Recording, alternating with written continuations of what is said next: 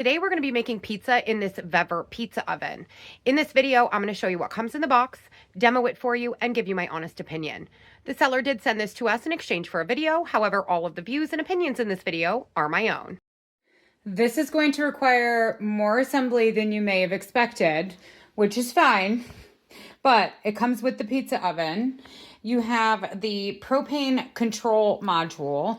You have this top vent here, this square vent. You have a round vent. You have a faceplate. You have the top to the round vent. Then you have the wood-fired box if you choose to use this with the wood fire option.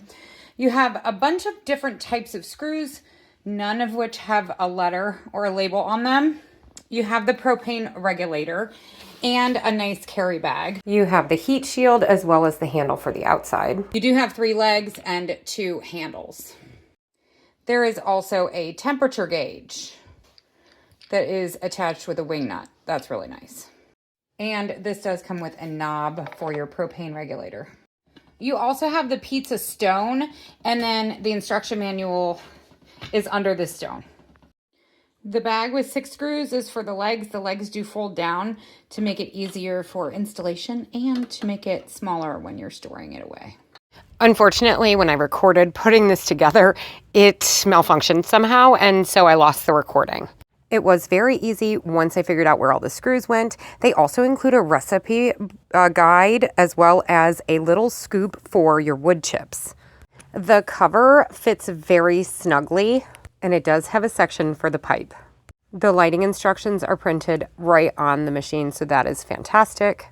And as I was going through the recipes, I realized you could also cook steaks in this, which is amazing, and buffalo wings. What? Who knew? Now we have to actually season it before we can make a pizza. I love how they include troubleshooting tips right on the side of the machine. It wasn't very long before I could feel heat coming out of this pipe. And we reached 400 degrees in what I would consider record time. I think it took like 5 minutes. This is an outdoor product only. You're not supposed to move it during use. The one thing I will say is that I wish this would tighten, and it does not tighten. We both tried to get these to tighten, and the way that they're designed, I don't know, the screws are too long or it's supposed to do this. Technically, we should have it on its little legs, but unfortunately, my husband didn't know it had legs. So it does have legs, but we're not going to move it now because it's on. It has reached 600 degrees in there. That is wild.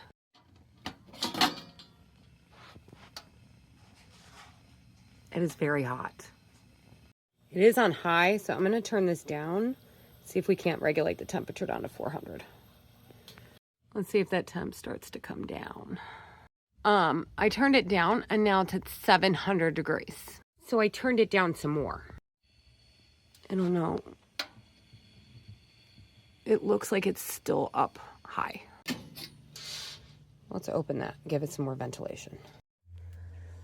Okay, now is for the moment of truth. We need to put the pizza in the oven. This does not come with a spatula. However, I would highly recommend picking yourself up one of these giant pizza spatulas because they are phenomenal for pizza ovens. Now, we have to cook this at 400 degrees for, I think, 20 minutes. Okay, now it's not quite hot enough because I put in a frozen pizza. I just turned it up a little bit. I should not have turned it up, and I should have turned it around halfway through cooking because I toasted one side pretty badly, but that's okay. We're gonna eat it anyway. Cheers.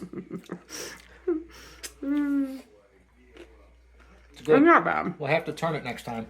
If you are looking for a dual fuel outdoor pizza oven, this one from VEVOR is a really great option.